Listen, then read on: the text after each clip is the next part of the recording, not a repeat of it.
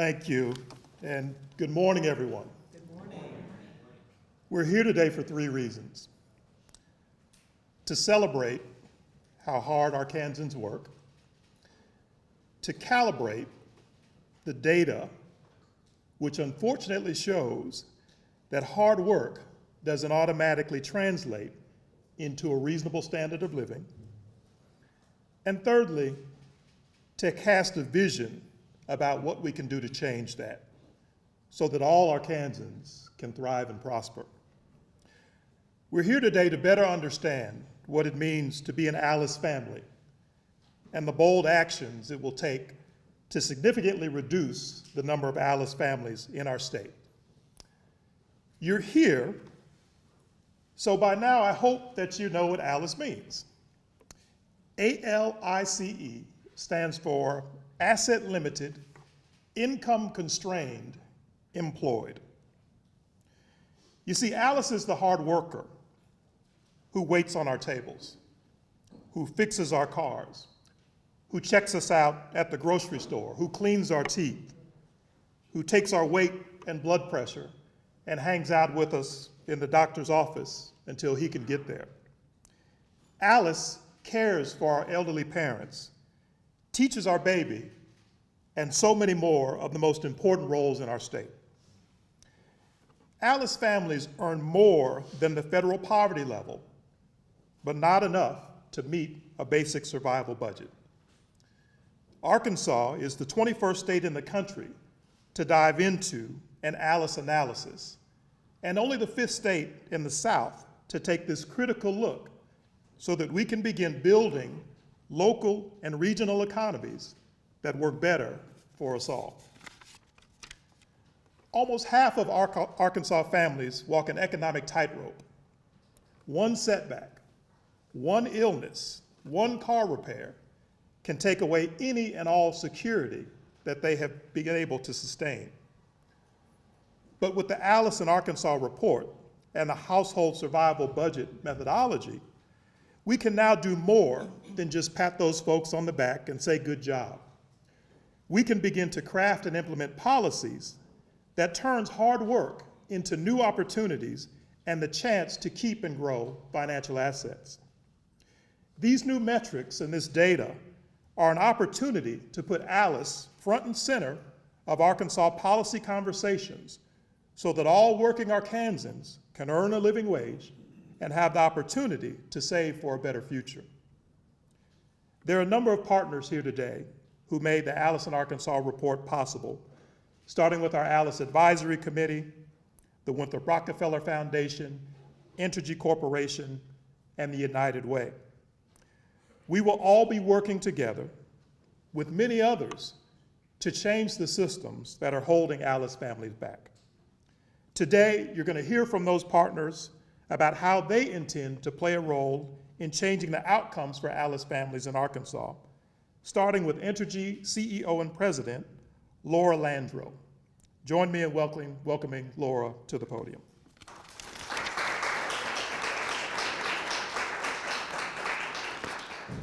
Thank you, Reverend. Good morning. Good morning. It's my pleasure to be here today to talk to you about the role that business can and must play in lifting up ALICE throughout Arkansas. At Entergy, we know ALICE well. As much as 74% of the calls handled by our phone centers each year are from households that face some sort of financial hardship.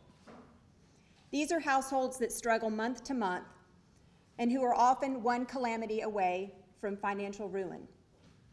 Poverty has a destabilizing impact on the economy, from mom and pop businesses to Fortune 500 corporations. ALICE matters deeply to our business, as she should for all businesses. When ALICE suffers, we all suffer. That's why Entergy teams with community partners and organizations to invest in solutions that make a difference, as well as volunteer at programs that provide vital assistance to people like ALICE. As you have just heard, there is much more work to be done. The good news is that we now have tools like the ALICE report to help us not only shine a light on the problem, but also to provide us the data that can help to identify effective and efficient solutions. This is data that can encourage companies to invest even more in our communities, to attack poverty and equip families and individuals with the tools they need to increase their earnings, get out of debt, improve their credit, and create wealth.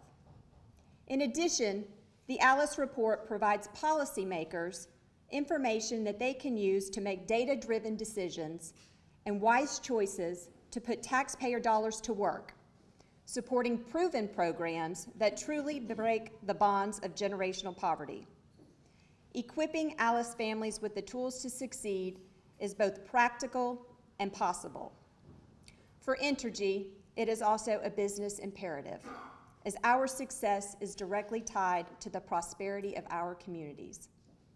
We commend our community partners for the important work that you are doing, and we urge other businesses to join with Entergy in taking action as well. Thank you.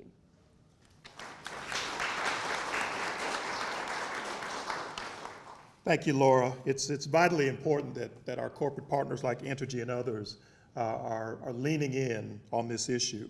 Now we'd like to welcome Dr. Sherweese West Scantleberry, the CEO, the Chief Equity Officer, and President of the Winthrop Rockefeller Foundation.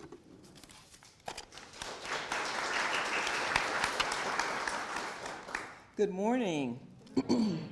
We are thankful to our partners, Entergy and the United Way, and all of you for joining us today for such an urgent matter as the economy in Arkansas. The Winthrop Rockefeller Foundation exists to relentlessly pursue educational, economic, social, ethnic, and racial equity for all Arkansans. We knew it was important to join the national ALICE movement, which tells us more and more households are asset limited, income constrained, employed, that they are working hard and still struggling financially. According to the research, we know that an astounding 41% of Arkansans, approximately 474,000 households, cannot afford basic survival needs such as food, housing, transportation, childcare, and the like.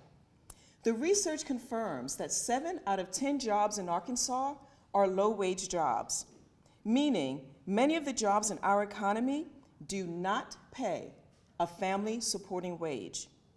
The ALICE in Arkansas data tell us the following. ALICE workers keep our economy running, but our economy does not support ALICE workers. ALICE is all genders, all races, all ages. ALICE workers are our family, our friends, our neighbors, our care workers, veterans, students. They're you and I. ALICE is ALICE because our education, housing, healthcare, and other economic systems in Arkansas are ineffective and produce ALICE households. Beginning today, ALICE is no longer invisible and should be at the center of all conversations about the future of Arkansas. The false narrative of hard work and personal responsibility will not fix broken systems. We need to move beyond stereotypes and judgments of ALICE families. We encourage you to use the data of this report to inform programmatic and policy solutions for ALICE households and communities. We ask that you #SeeALICE and acknowledge the challenges and barriers working families face every day so we can mobilize our voices, our resources, our advocacy, our communities to make Arkansas's economy work for everyone, not just 60% of us, but for all of us. As the Winthrop Rockefeller Foundation, we are committed to #StandUpForALICE. We are hopeful that advocates, business leaders, community faith, and other nonprofit leaders will stand up for ALICE by advocating for policies and practices that support family-supporting wages. Stand up for ALICE by creating pathways for workers to learn more and earn more. Stand up for ALICE by removing barriers to credit and entrepreneurialism. Stand up for ALICE by making childcare more affordable. Stand up for ALICE by increasing the supply of affordable housing. Again, we appreciate all of our partners, such as the Research Advisory Committee, who have contributed to this report and offered countless hours and resources to make the Alice in Arkansas report possible. We look forward to continued conversation and dedication to ensure Alice families are seen, that they are valued, and are able to enjoy a stronger, more inclusive economy in Arkansas. Thank you.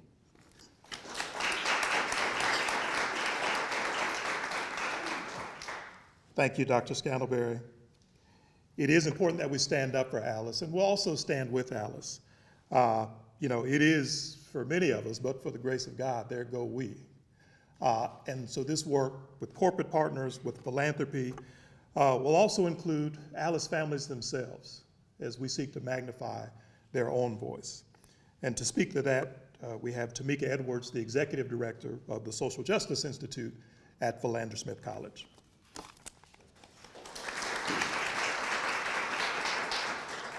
Good morning. Good morning. And thank you for including me on the Alice Advisory Committee and asking me to speak here today. At the Social Justice Institute at Philander Smith College, we are grateful to now have language for something we've known for some time.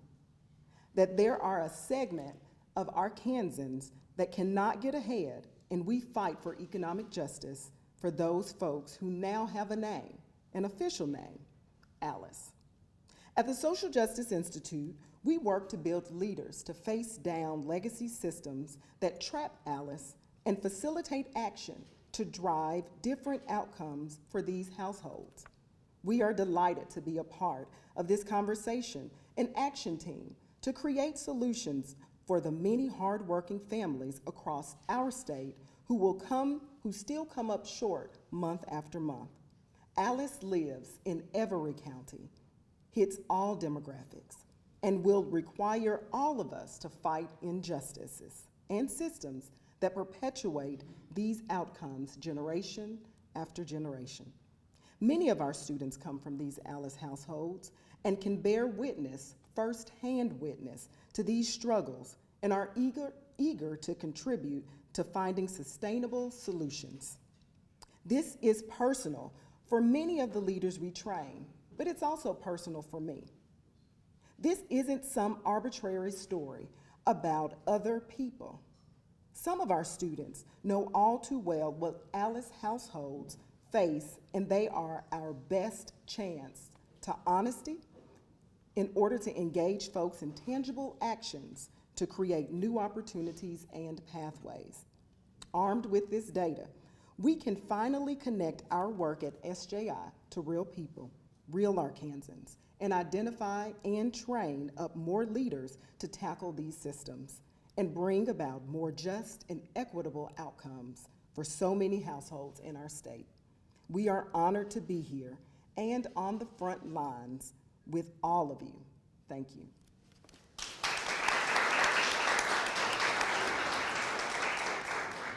Thank you, Tamika. It's undeniable that when corporations, philanthropy, and community can find common cause, that's where we can really begin to make change. We want to acknowledge the important partners who have actually sent along messages that they wanted you to hear in their absence today. But before I do that, I want to acknowledge some special guests that we have in the room. We've got City of Little Rock Mayor and a guy I like to call my friend, the Honorable Frank Scott Jr., Mayor Scott, to be recognized. We've got Kathy Webb, former City Director Representative. And are there other elected officials here that we just did not meet? Just wave your hand. Good morning, how are you? Say your name, I'm sorry. Denise Innit. Welcome, and thank you so much for coming. Anybody else that we've missed? Great. Governor Asa Hutchinson could not be here today, but sent along these thoughts, and this is a quote from him. The Alice report highlights the hardships for families whose income puts them above the limit for public assistance, but struggle with the cost of childcare, health care, and the children's extra expenses, Governor Hutchinson said. This report emphasizes the need to continue our efforts to create high-wage jobs and the importance of Arkansas Works health coverage for struggling families. We also have a message from Alice National Director Stephanie Hoops, who's and the author of the Alice Report in Arkansas. She's not here today. She's attending an Alice Summit in New Jersey. Stephanie says, while there are some positive economic indicators in Arkansas, especially near all-time low unemployment, the Alice measures reveal that these economic benefits are not reaching all households. In Arkansas, as across the country, the wages in many jobs that ensure our economy runs smoothly are not keeping up with the basic cost of living. We look forward to working with the people here today and across Arkansas to build better outcomes for Alice households in our state. We believe the Alice in Arkansas report deserves a spotlight in boardroom tables and in dinner room tables throughout the state.